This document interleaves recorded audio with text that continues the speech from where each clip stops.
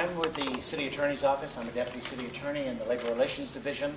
The Labor Relations Division, one of our responsibilities is workplace violence prevention towards city employees and city officials, which we aggressively pursue, and I'm going to talk about it very specifically shortly. My colleague and I, that's Vivian Swanigan, and I will start out by qualifying this, that this is her presentation, and but she's in Australia right now, and I don't think you'll be able to hear her very well. We go out and talk. We deal with issues involving workplace violence. We also talk to various city organizations, including neighborhood councils, about the legal liability of neighborhood council officials, how they can limit that liability, both for themselves and for the city, how they interact with each other. We follow this. As a matter of fact, tomorrow morning I'm going to be doing a presentation to the incoming council members, the newly elected council members and their staffs. It won't be exactly the same presentation, but it's not too far off because the principles are the same. So I'm willing to take questions as they come up, but on the other hand, I only have a limited amount of time. My preference would be to simply roll through it, unless you have a truly burning issue that you think is apropos to this particular group or whatever, in which case we'll see what happens. But I'm certainly willing to take questions at the end as we go. So let me talk about this. Beginning with, we're talking about equal opportunity issues and potential civil liability. That's civil liability for the city, that's civil liability for employees of the city, and that's civil liability for officials of the city. And you may think that you'll excuse me saying you're just neighborhood council members and officers, and you're volunteering your time, and as I'm listening to all the meetings you guys are calendaring, my God, I don't know how you find time to do anything else. But you put a lot of time and effort into it, and that's very praiseworthy. But as a group of human beings, any council, any organizational group of the, and I'm only dealing with the city because that's what I'm charged with, is we really want you, when you come to the council, to check your preconceived attitudes at the door. You really need to come in here and say, okay, I'm not John, I'm not Gustavo, I'm not Eric or Connie in and of itself, and that I've got a mission, is I'm here to work and to contribute to the group as a whole, just as we heard from the member of the public who was volunteering his time. And that's very admirable. So is this somewhat cliche? You bet. But there's nothing wrong with cliches when they're true. And it is important that members of the council treat others in the same way they would like to be treated. And even better, treat others the way they would like to be treated. By the way, this sort of interaction also includes interaction not only with members of the public, amongst the council, but also towards city employees who interact with the council, and that may be Department of Neighborhood Empowerment employees. They may be other officials of the city or other employees of the city, as the case may be, because you guys reach out to lots of different organizations, I believe, in the course of your trying to deal with your responsibilities and goals. So, where can you go wrong? Number one, discrimination is an employment practice or decision that results in unequal treatment of an individual or group in a protected class that is not job-related. You'll be glad to know that individual employees or agents of the city are not liable for these kinds of acts. Oh, great. But the city, by the way, is on the hook if such a claim were to be proved. But individuals are not, and that includes neighborhood council officials, members, and board members. Okay, harassment, which is conduct outside the scope of necessary job performance based on one of the protected classes, we'll reach it down below, including slurs, derogatory jokes, etc. You can be personally liable for such actions and such harassment. And when in doubt, well, first of all, don't do it. That's a really easy approach. But you're on the hook potentially personally. And my division deals with lawsuits that are filed by the civil claims involving employment claims against the city, which include claims of harassment and discrimination. And let me tell you, we got a full workload dealing with that. And other parts of the city attorney's office deal with liability created by, or alleged rather, by other persons. Sexual harassment. Harassing conduct based on sex which is unwelcome and severe enough to alter the terms and conditions of employment, which includes volunteer work for the city. In other words, the position in which you are. So you can and be personally liable for such claims. And it is not an uncommon claim, and you should exercise a great caution, because claims are easy to allege and long and expensive to defend, and it's never, sometimes there are just simply baseless allegations which somebody makes for whatever reason. Okay, we can't stop that in and of itself. But you need to be personally careful about such claims, and quite frankly,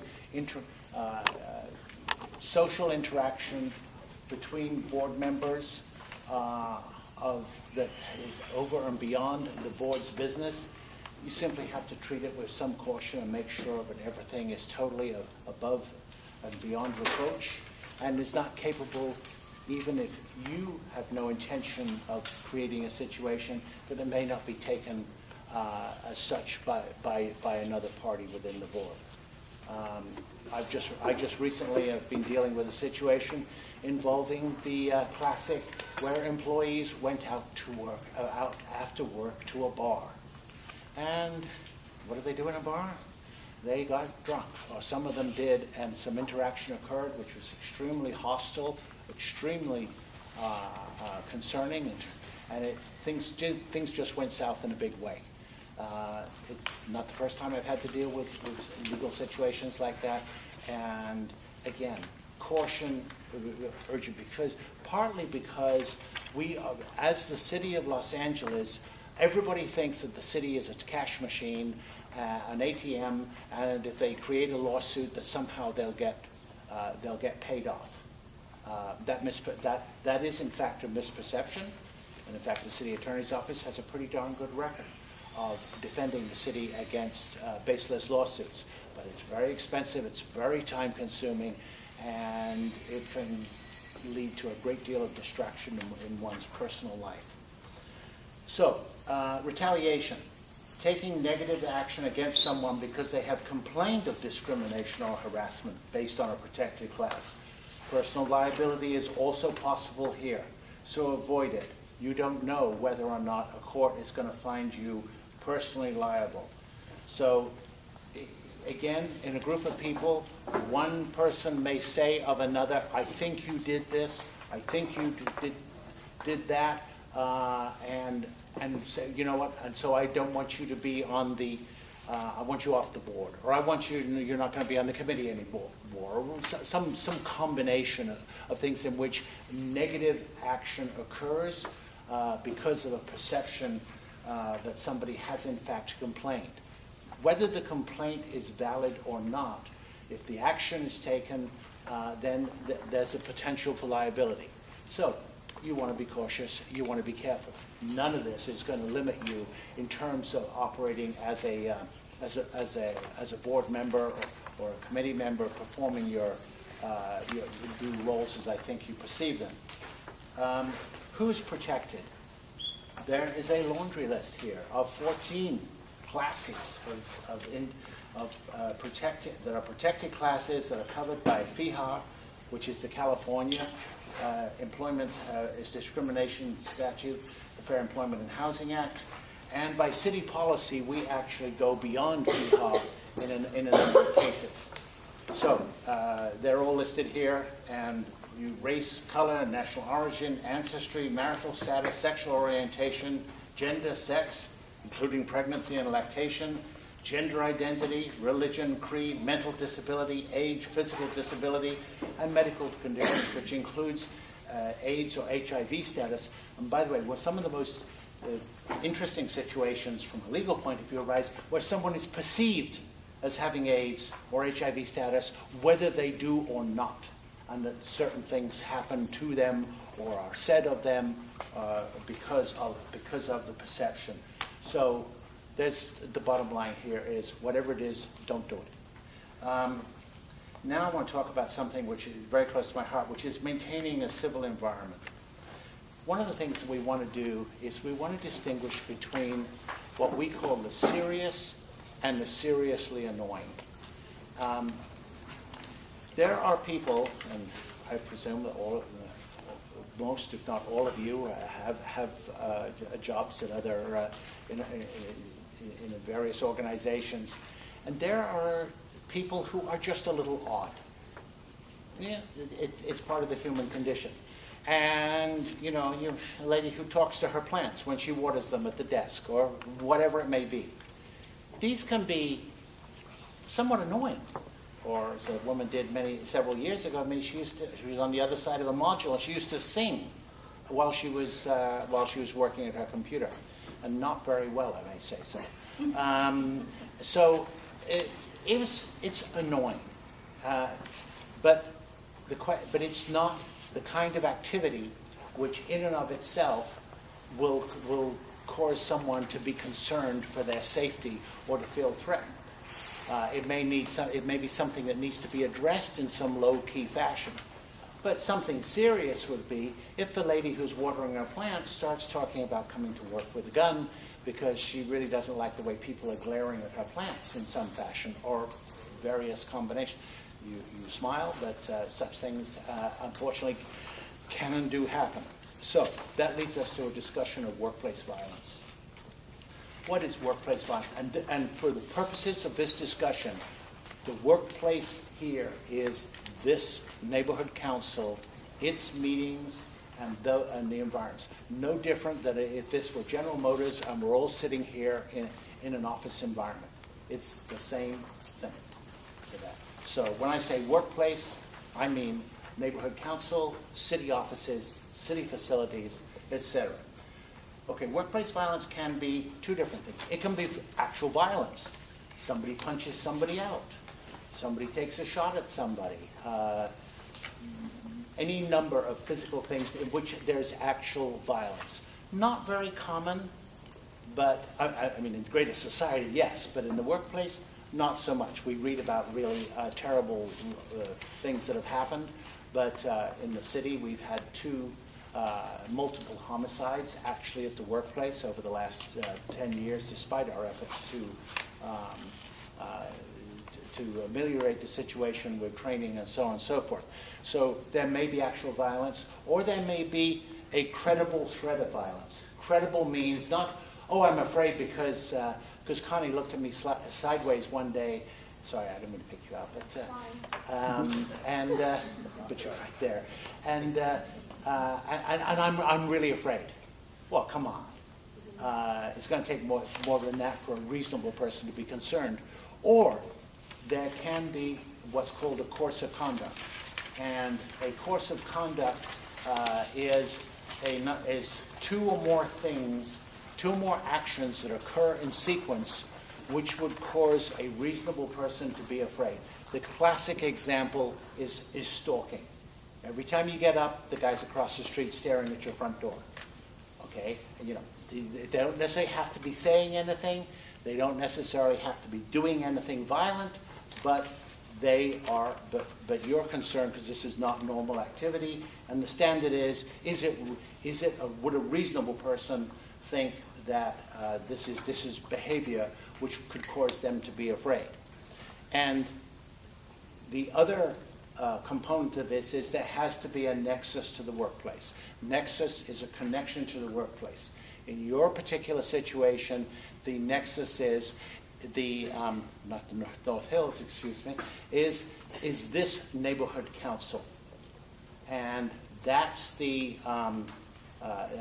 environment. So is this for let's say that there was a concern about safety expressed by yourself, then we would only generally become involved if in fact it was generated in some fashion out of your official role with the neighborhood council.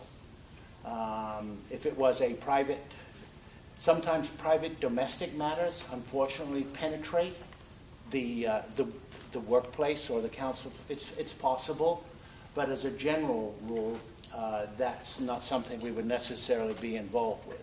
But there has to, whether there's a threat, whether there's articulated threats or incredible anger or whatever it may be, it has to somehow revolve around the existence of and your participation in the neighborhood council for us to become involved.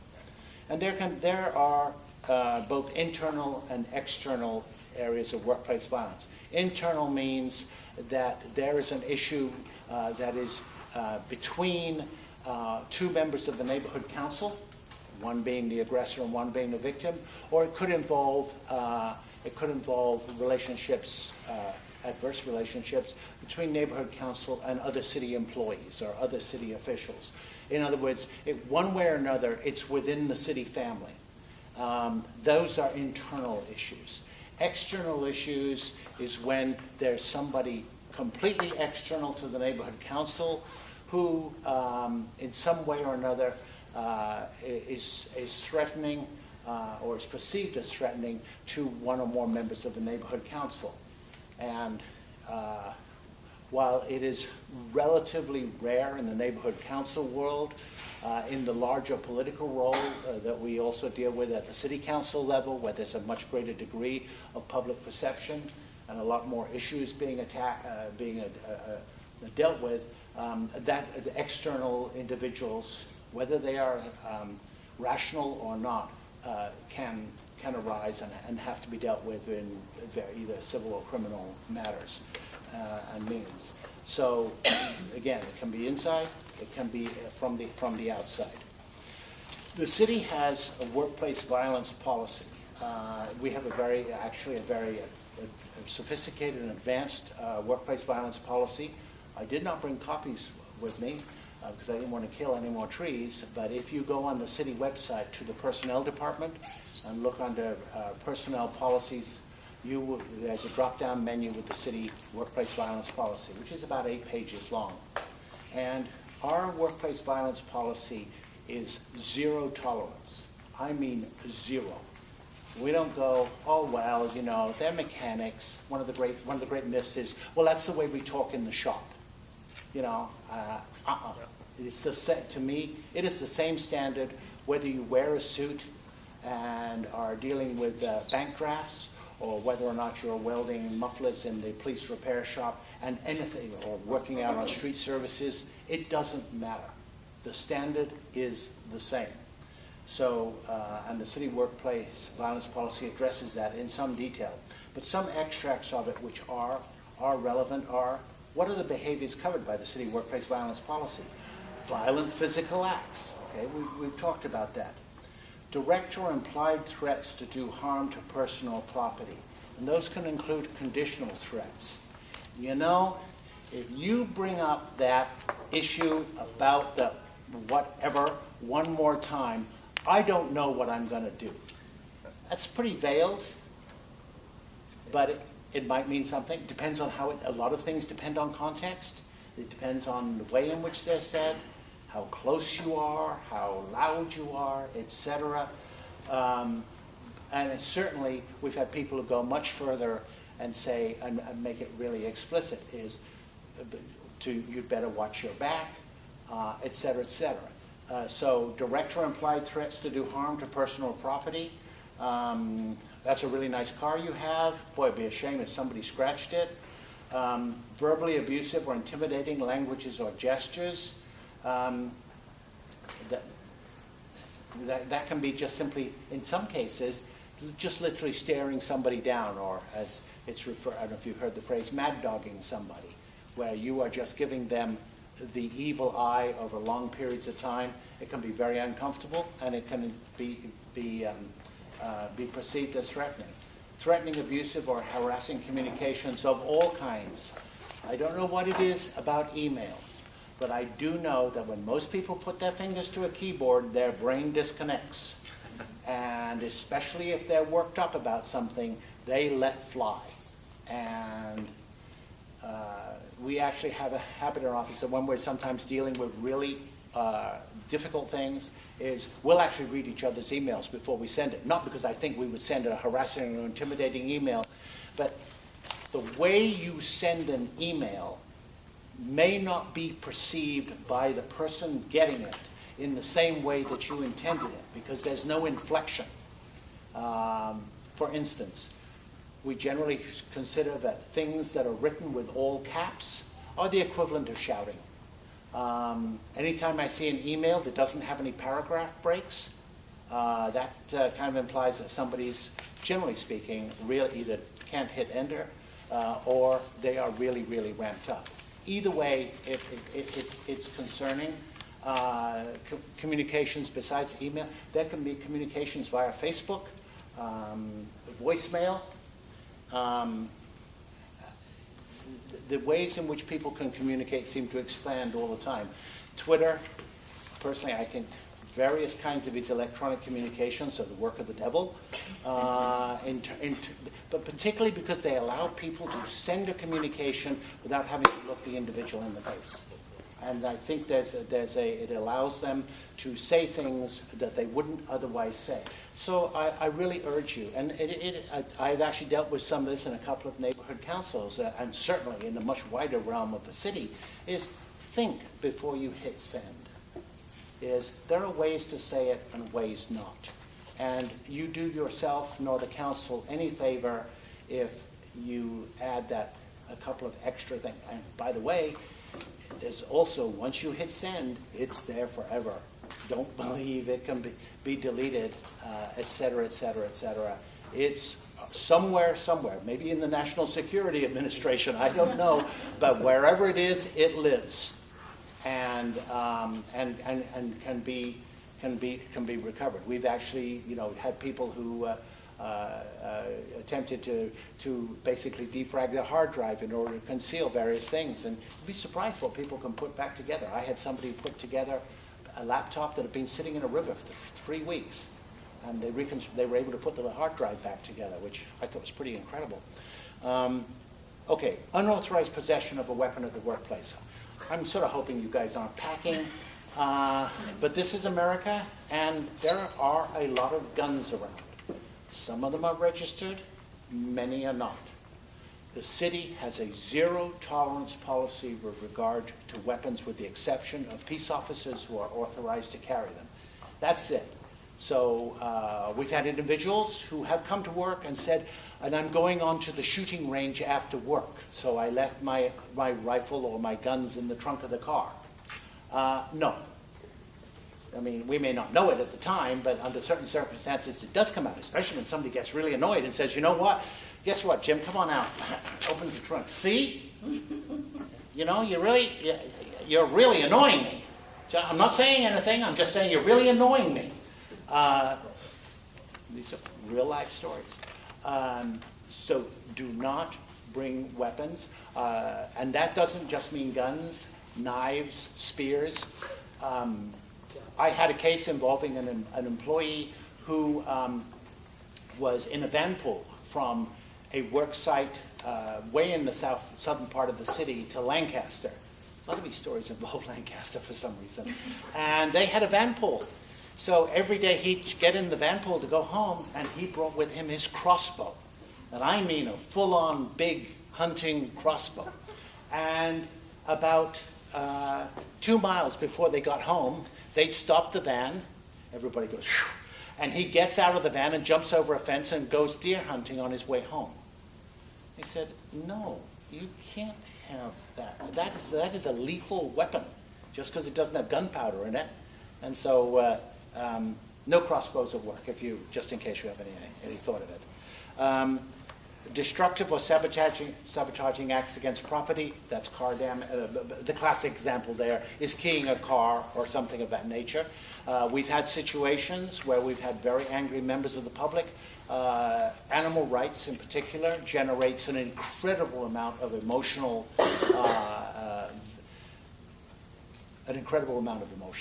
And our animal services operation has been pretty calm for the last 2 or 3 years, but about 5 years ago, it was about 50% of all the work we did.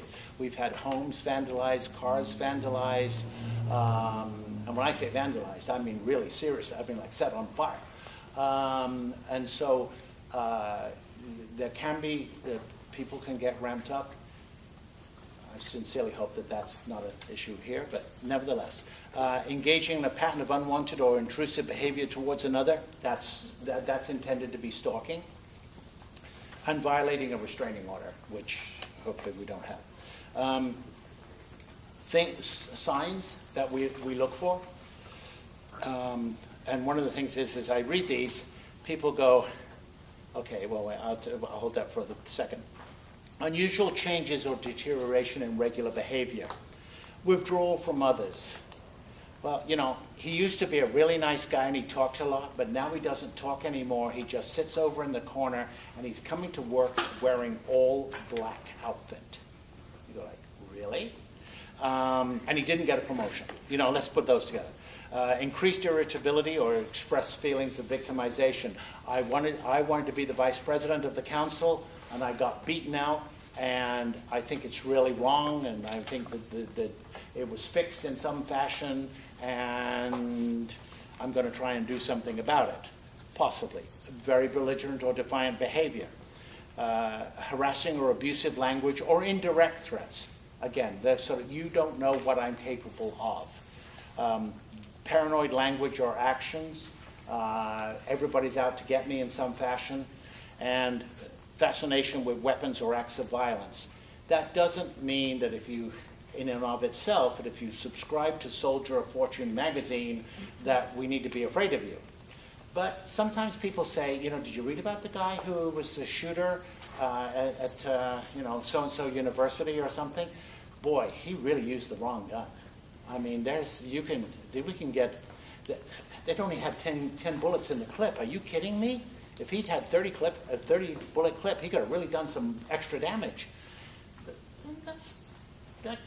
Again, in context, that could be a little concerning. Again, depending on a number of things. We do not generalize. We always say that everything that we deal with is fact specific. And so we deal with it as we are. We have a citywide threat assessment team, which is available. The point people for that largely are myself and my colleague Vivian, whose phone numbers are on the front of this. There's the LAPD Threat Management Unit, otherwise known as TMU, which is the most, I call them the Stalker Squad. They are the most advanced threat management unit in the United States, if not the world. They have the largest database of threats and stalking threats of any organization. And we work very closely with them because they are specifically charged, among other things. It's not just a star who's being stalked by somebody, though too often that is the case, but they are specifically charged with the protection of city employees and city officials, again, including you.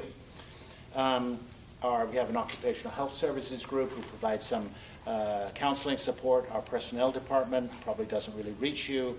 The behavioral science services section of the LAPD is the ones who evaluate police officers for fitness for duty and return for duty, and also provide expertise.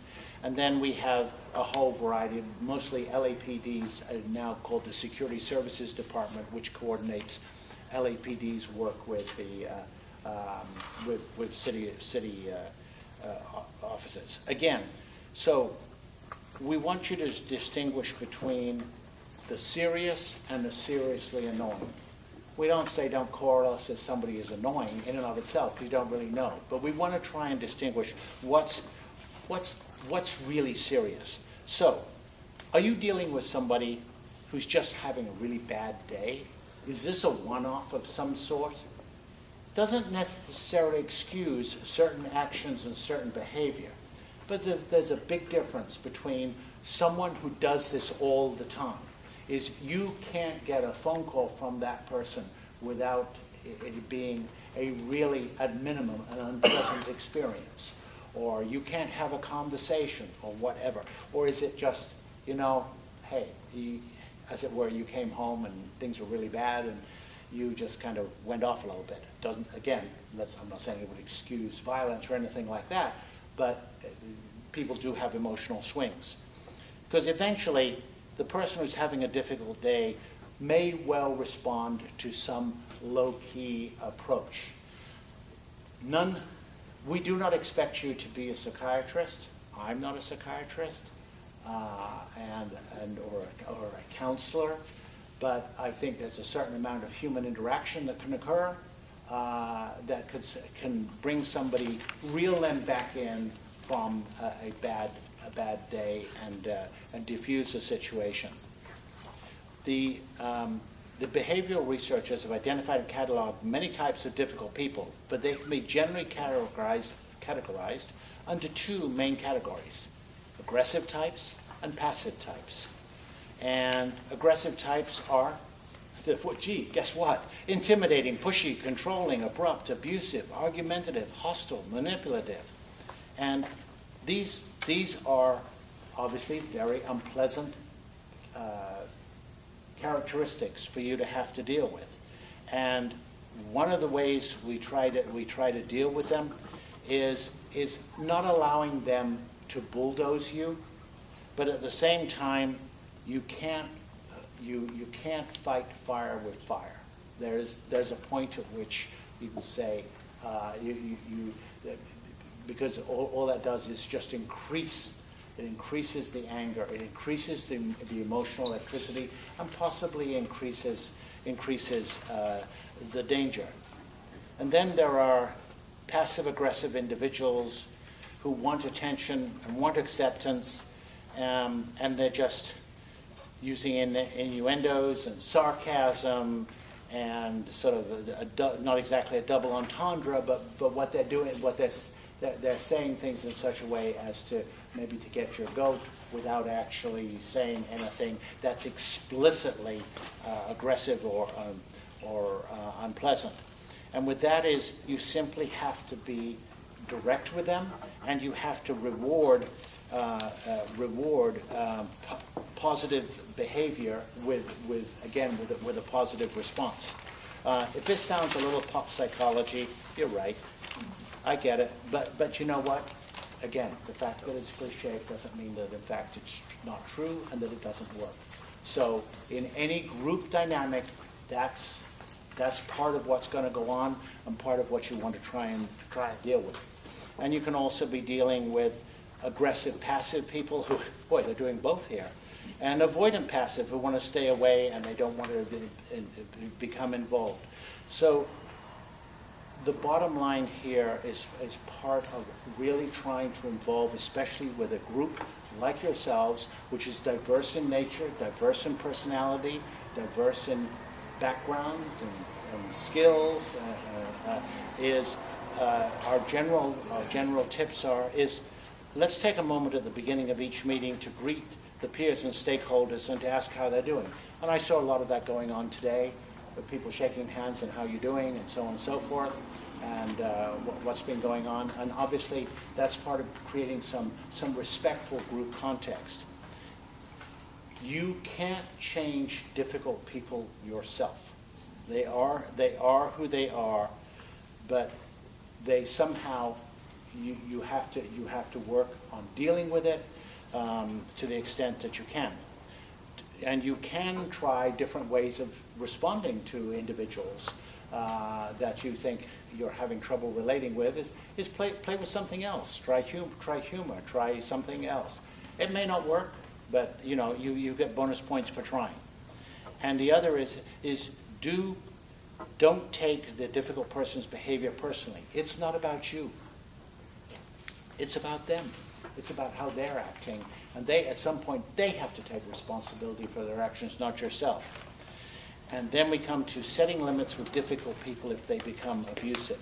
And I want to talk about that for a minute because I took a quick glance at your rules and bylaws, I think they are. And I admit I just scanned them briefly standing at the table. But it's clear that there is a theme there, as most neighborhood council rules of decorum and operation require, that people are, that they're, first of all, that you're operating under Robert's Rules of Order, so that there's a process and there's a procedure. And Robert's Rules of Order, in and of themselves, require that all members of the body are treated respectfully and that the rules are applied equally, and so on. And it is certainly very important that as again I saw in the rules, that there are actually there's actually a methodology within the rules of this neighborhood council in which members can be called to account if they act out in some way which is perceived by the members of the board itself as inappropriate, which could be disruptive, it could be threatening, or a variety of other things. And so though the rules are there, the principle is there, and so and that is something that each and every one of you needs to I think really embrace in terms of mutual respect. Let me just talk for a few minutes about the kind of things that we deal with when we're dealing with workplace violence threats. And I can tell stories ad nauseam, and I certainly don't want to take up your evening, but we need people to listen, because these things come in the most unexpected way. And there's a reference here to the city of LA versus Suey. Mr. Suey was a fire recruit, and he was actually in training at the academy, and he wasn't doing very well. And it was pretty clear he was going to wash out. And he was sitting at a table one day with some other recruits, and he said, if I get washed out, I'm going to come back and kill kill a bunch of people. A very, very explicit threat. And what do you think the rest of the recruits sitting at the table did? Nothing, okay, except maybe they went home, but I mean quickly. But they said nothing. The next day, one of the recruits repeated this phrase to somebody who was sort of the recruit leader of the day. And he took his responsibility very seriously and reported it up his chain of command. And it was before my time, just before. We swung into action, and we got a restraining order. The search warrant was issued for his house, and they went to his house and arrested him for the criminal threat. He had guns up the kazoo. He actually had a live pipe bomb hanging from the ceiling of his apartment. I have trouble visualizing this, but he did.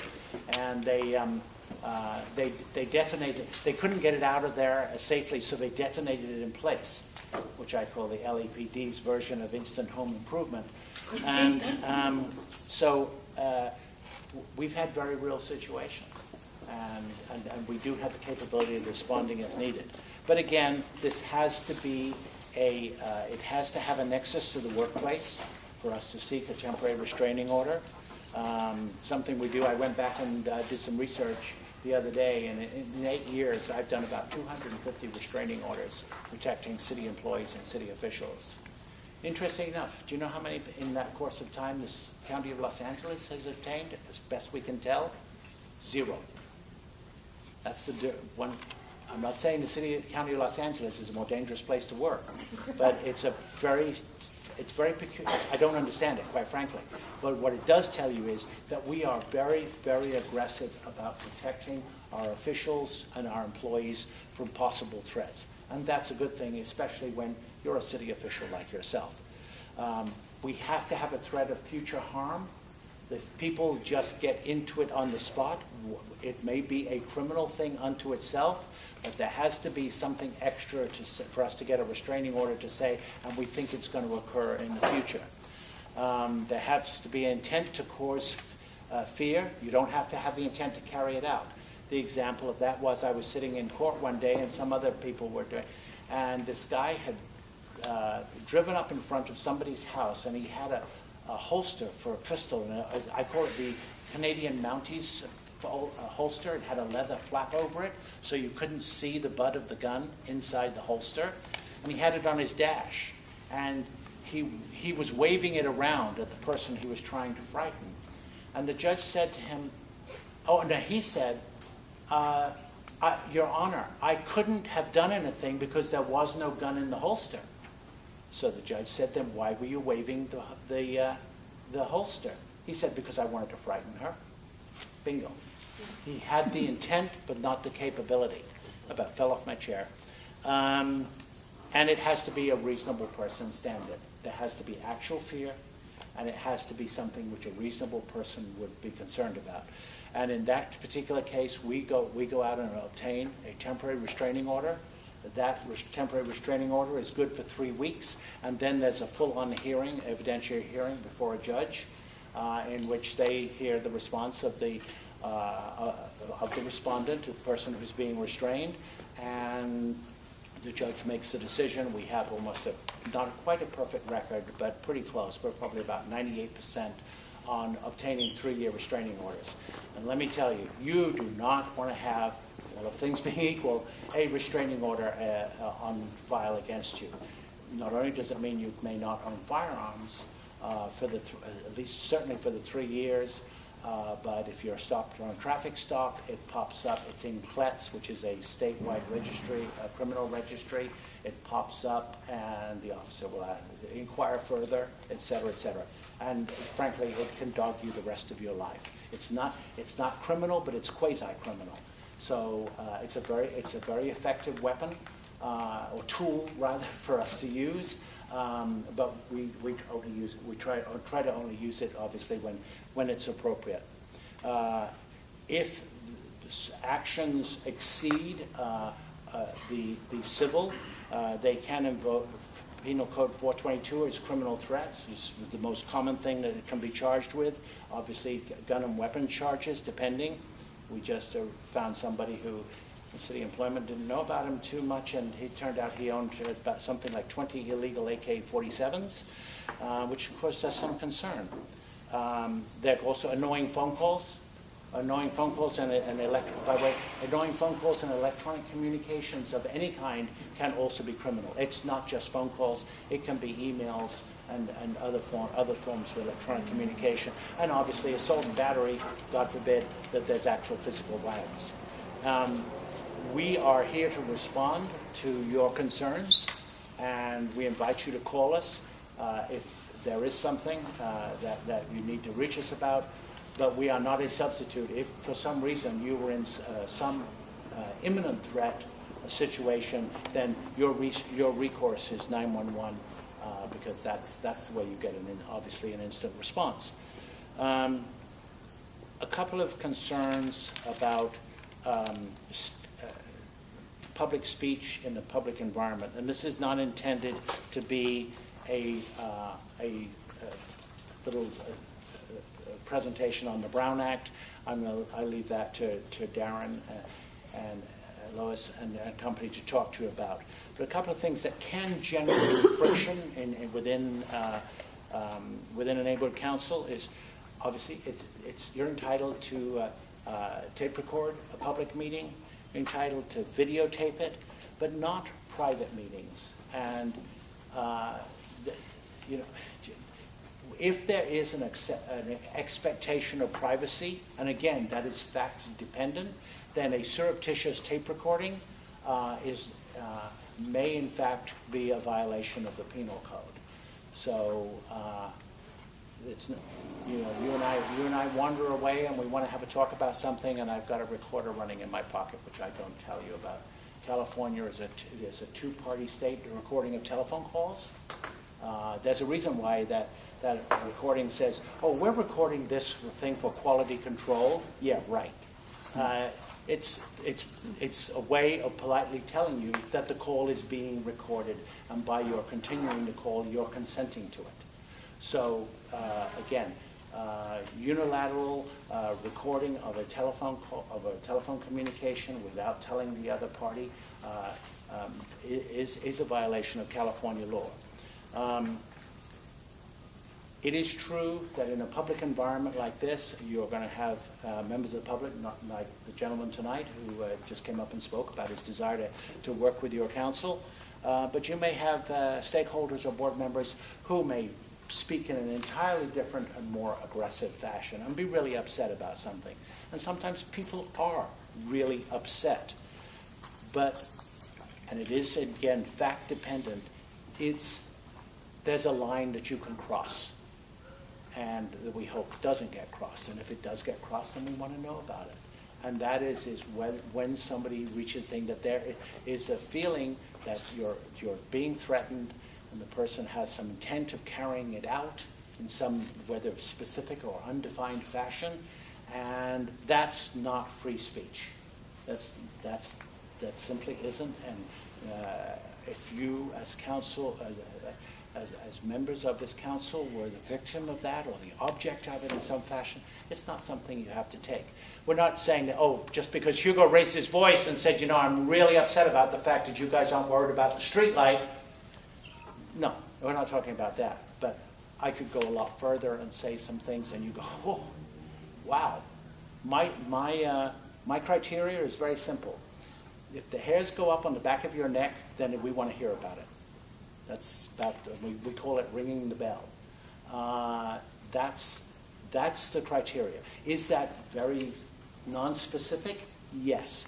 But we'll figure that out. And we may say to you, you know, this really concerning, here are some things that we might try and somebody I might talk to about it, but no, we can't get a restraining order on that, or that isn't criminal. But if it's enough to concern you, then it's enough to concern us. And then we deal with it appropriately. Defamation. You want to be careful here. Interesting enough, you can't defame a public in California. You can't defame a public entity. So the city can't file a defamation action. So you can say anything you want about the city, and you're home free on that one. But defamation of an individual can, and so that's something one should consider. So when we are dealing with disruptive behavior, whether within the council or with the public, one thought is if the bylaws do not address the particular situation, then you can work with Dunn and with the city attorney to maybe consider changing the bylaws. I recognize that changing the bylaws of a neighborhood council is not a simple act by any stretch of the imagination. I get that. I hear about it all the time, luckily third hand. But nevertheless, that may be something that maybe where the city attorney in particular may be able to make some suggestions to deal with a particular situation that have worked elsewhere. Because you're not on an island by yourself. There are, I don't know how many other neighborhood councils, and they're all going through some form of stuff at some point or another. And obviously, it's important that everybody utilize and adhere to the principles of Robert's Rules of Order. If there continues to be a situation, chances are you may well be communicating with the city attorney's office that are assigned to the Department of Neighborhood Empowerment. But Vivian and my phone numbers are here on this sheet of paper, and we are happy to hear calls on that kind of issue, on a workplace violence issue or potential workplace violence issue. If you just have regular organizational questions in and of itself, then we're not somebody else that you can go to and say, well, what do you think about that? No, we're going to turn you back in that situation to Dunn and to other parts of the city attorney's office. And it's also true, there is a penal code section 403 that if somebody acts in such a way as to disturb the operation of its neighborhood council while it's assembled and breaks it up, disturbs it, disrupts it, that may constitute a misdemeanor. And we have at least looked at that kind of situation from time to time. So things to remember. is leave your preconceived attitudes at the door, and let's respect the differences in a healthy manner. Speak with civility to avoid civil liability, and I would say also to be able to cooperate with others, whether those be neighborhood council members or DUN members, DUN employees, in terms of dealing with your issues, no matter how passionately you feel about them. Let's respect each other in the workplace. Let's maintain an attitude of professionalism, both in actual conduct, in speech, in emotions, etc. If something's really going on that really concerns you, you can keep records of events that have occurred. Again, not recording in secret, or even video. Though I wouldn't urge you to do what I've seen happen a few times, where somebody runs around with their camera around the meeting, and is effectively disrupting the meeting while while discussion is occurring, as opposed to, for instance, the static camera, which is recording my incredibly apt words. If something is serious in terms of you think you've got a serious problem involving workplace violence, where you think you're a victim, a potential victim, or someone else is a victim that maybe for some reason or other doesn't want to speak out, but you have concern for their safety, we'd much rather hear about it than not. And I will tell you that there is we know that people underreport. They underreport because people really don't want to get somebody in trouble. That is very true in the workplace. But it may well be true in a volunteer organization or with volunteer officials like yourself. I don't know what the number is, but I know we underreport. And we would much rather have you contact us, and then we will triage it, rather than you doing the triaging itself. No matter what the situation is, we hopefully have a suggestion which will help you, and it may be something which requires some very specific ameliorative action, possibly legal, who knows. Again, one hopes it doesn't rise to that, but if we don't hear about it, we can't help. Free speech is still going to be free speech, but you certainly want free speech, particularly within the council. We can't hold the members of the public, unless they go over the line, to a particular standard of how they address and express themselves. But we certainly can and should, within the city family, of which you are all volunteer members of that family, can deal with each other in a civil and constructive fashion in order to be able to accomplish the goals of the council. You've got DUN project coordinators and empowerment analysts, other resources that you certainly have here tonight. You have the city attorney's office. Myself and Vivian's phone numbers are here. I'm quite sure you have Darren's and Lois's phone number. So those are some, obviously, the resources that you would go to. And then there are a couple of resource references here that we have found are maybe useful. And I'm a little leery of various sort of cliche self-help books about various getting on with other human beings. But we have found that these actually are publications that do expound some very relevant principles to a group organization. So that is that's my presentation as it is. I'm happy to answer any questions you have, if you have any. Okay, well, it's been a pleasure addressing you, and I wish you luck with a productive neighborhood council process. Thank you. Thank you very much.